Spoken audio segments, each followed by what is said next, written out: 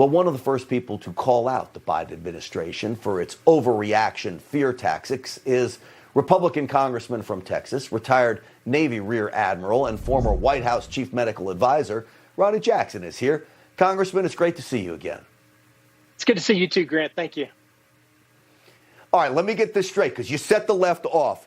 The midterm election variant, the MEV, that's what you called it, and boy, you sent them into a frenzy, Congressman.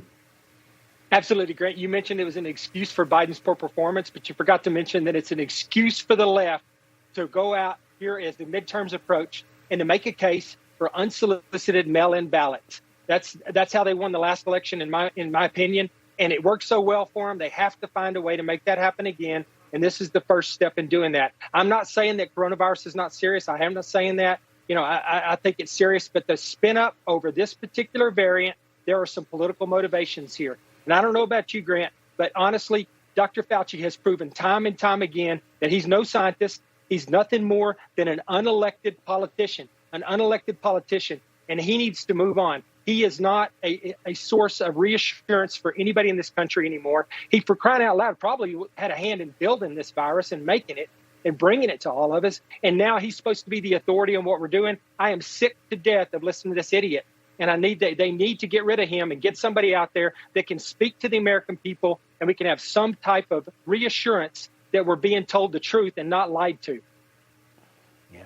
Well, you and I both know they're not going to get rid of him because he's part of the problem of pushing this information so they can get exactly where you say they're going, which will be, again, the mail-in ballot scheme. You bring up Dr. Fauci. Let me play a soundbite from him over the weekend. He was making the rounds, scaring everybody. Listen to this. Anybody who spends lies and threatens and all that theater that goes on with some of the investigations and the congressional committees and the Rand Pauls and all that other nonsense, that's noise, Margaret. That's noise. I know what my job is. I'm just going to do my job. And I'm going to be saving lives, and they're going to be lying. Ronny Jackson, he's talking about you there. Your response. Yeah. Well, he may think it's noise right now. Mark my word. When we get the House back in 2022, it's not going to be noise anymore.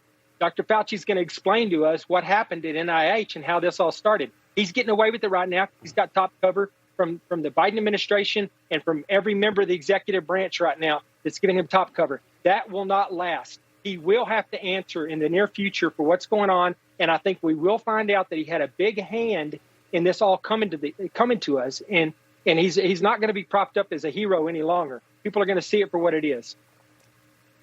I made mention of the fact that Moderna stock is up $300 since March of 2020. Pfizer stock has doubled. When we look at the FDA, we see the former commissioners of the FDA, they all go to run these drug companies, sit on the boards of them.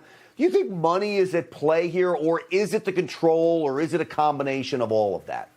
It's all of those things. It's political motivations from people, from the Democrats and people in the Biden administration.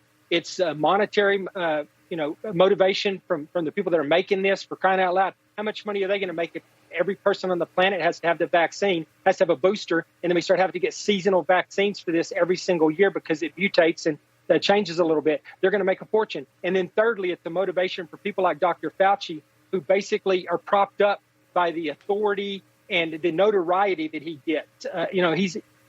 There's a lot of him out there. There's mayors and governors in these blue states all over the country that have proven to us that this is what feeds their ego.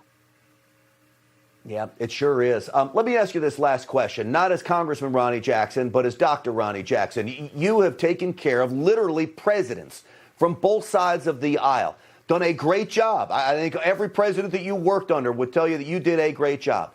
How concerned do we really need to be about Omicron? We just heard the South African doctor say it's a cough and sniffles. What are you seeing, and what's your concern here?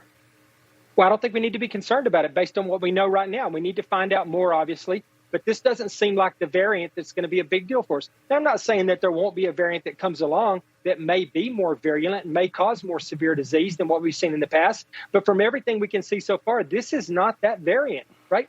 And who cares if it's more infectious, if it doesn't cause serious disease at all? Maybe that'll just, a lot more of us will end up with natural immunity at that point.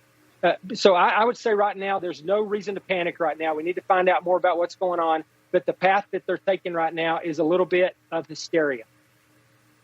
Yeah, it sure is. Congressman Ronny Jackson, I've gotten to know you over the last couple of years. I would urge everyone out there, I trust you far more than I trust Dr. Doom, Dr. Fauci. In fact, I don't trust that guy at all. So I appreciate you coming on the show, laying it out straight for us, and I appreciate you as always, sir. Thank you, Grant. Appreciate you. Absolutely good to see you.